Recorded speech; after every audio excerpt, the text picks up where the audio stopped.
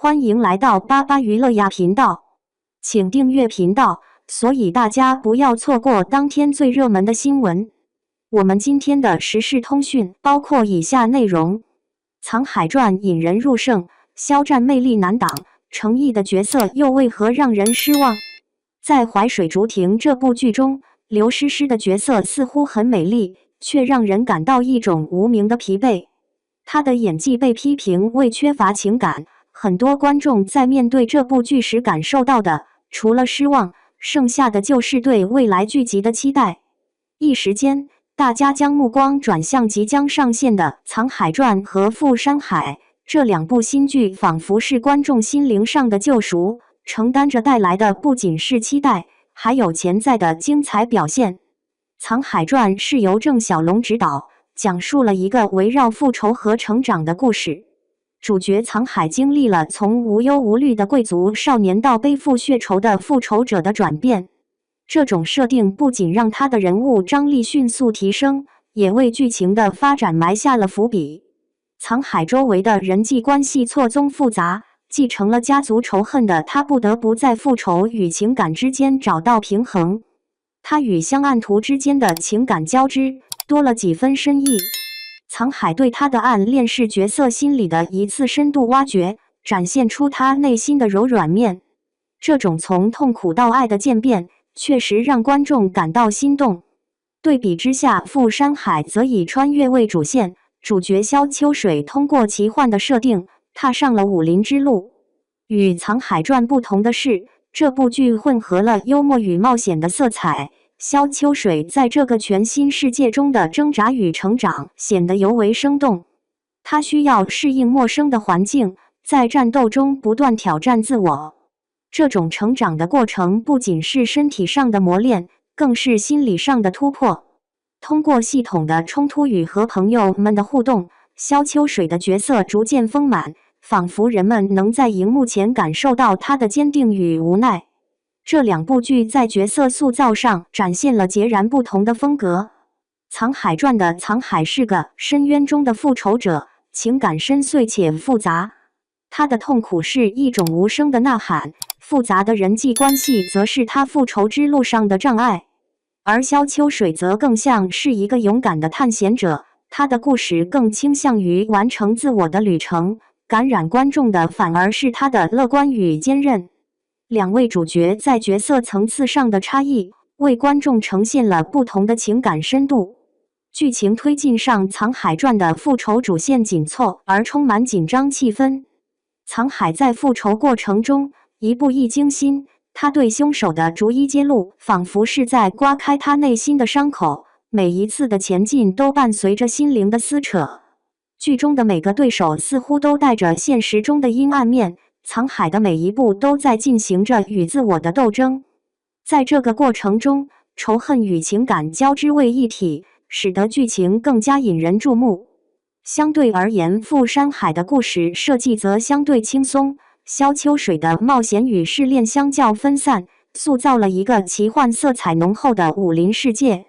他在成长中不断遇到新的挑战，这些挑战虽然艰难，却充满了探索的乐趣。而他与柳随风、萧雪瑜的互动则为剧情增添了不少幽默感和温情，成功吸引了观众的目光。在视觉呈现上，《藏海传》的华丽服装与道具展现了历史文化的厚重感，给人一种身临其境的感觉。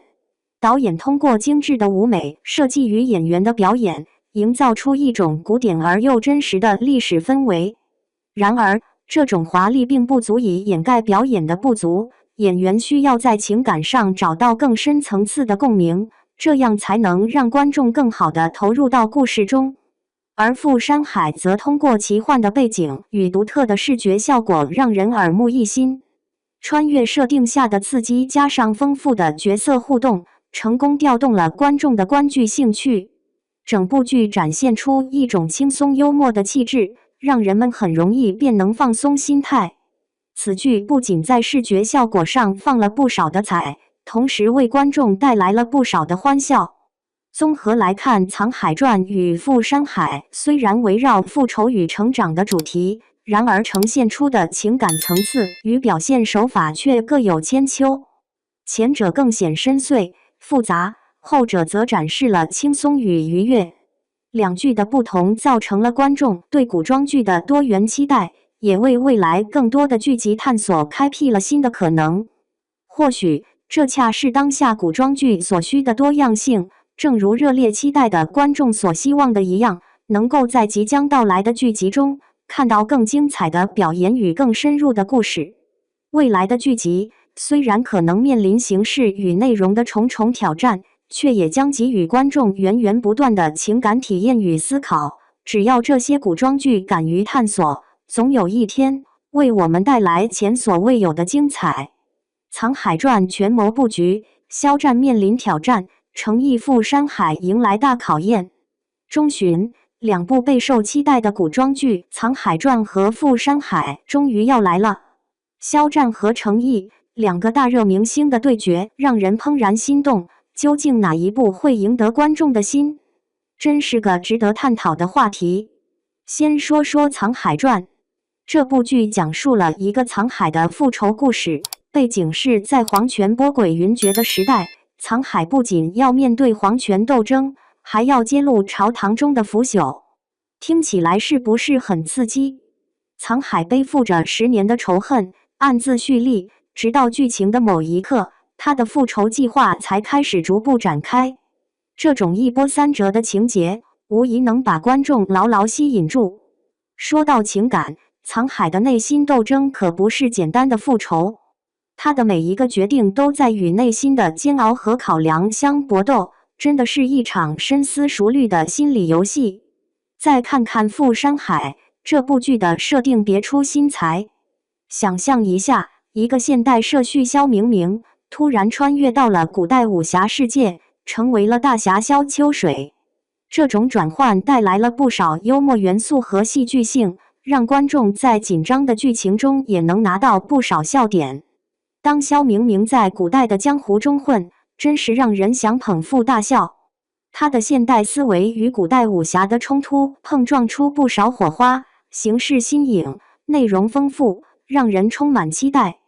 在人物塑造方面，《沧海传》的沧海绝对是个复杂的角色。他的变化与成长不仅是从复仇者到英雄的过程，更是一个由恨生爱的过程。他在剧中不断面临友情与背叛的抉择，简直是心酸又令人心疼。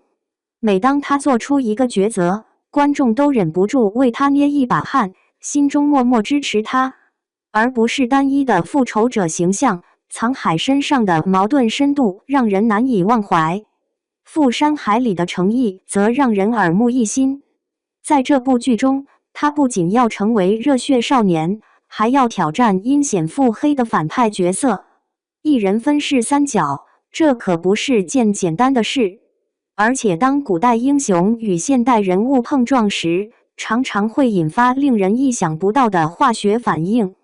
古力娜扎的出现为这场情感斗争增添不少颜值和话题，两人之间的互动让整个剧集更具深度，尤其是诚意在角色远离与靠近之间不断变化的情感，简直让人目不转睛。不得不提情感冲突，《沧海传》中，沧海的内心戏份丰富至极，每一次倾诉仇恨都像是在撕扯着他的灵魂。观众在感叹他遭遇艰难时，也会不自觉地思考，他的复仇究竟是为了自己，还是为了正义？这才是他情感最为复杂的地方，表现得淋漓尽致。相对而言，赴山海的情感线更显轻松，虽然有竞争和冲突，但更多的是让人捧腹的幽默。面对古代习惯，萧明明的现代思维无疑是喜剧的来源。他在处理感情事宜时的笨拙，让人忍俊不禁。剧情节奏上，《沧海传》绝对是紧凑的代表，每集都在埋伏笔，关键时刻引爆矛盾，观众根本没有时间喘息。而《赴山海》的节奏则更为轻松，穿越设定和幽默元素让整部剧清新流畅。奇思妙想的剧情设定吸引年轻观众的同时，将现代与传统完美结合，让人眼前一亮。打戏场面不仅精彩，还带来了不少现代的观影体验。观众在屏幕前热血沸腾，不由自主被剧情带动。高潮时刻，两部剧也各具风味。《藏海传》的紧张气氛在藏海复仇计划即将得逞之时达到了顶点，真是让人屏息以待。而《赴山海》的高潮，则是在出人意料的情节反转中完成的，随时可能展现出不一样的惊喜。两部剧通过不同的手法吸引了各自的粉丝，真是可以说是各有千秋，令人期待。两部剧在宣传方面的投入也不容小觑。靠着央视这个平台，《藏海传》自带光环，吸引了不少固定观众。而《赴山海》则通过社交媒体不断刷屏，打出了一套年轻化的宣传策略，迅速在年轻观众中引发热潮。这种两种不同的市场操作，使得每部剧都找到了自己独特的受众群体。到了这里，观众们是不是更加期待5月中旬的这场对决了？无论是《藏海传》的深刻权谋，还是《赴山海》的轻松幽默，都在为我们呈现不同的视觉盛宴。最终究竟哪一部将夺得观众的青睐？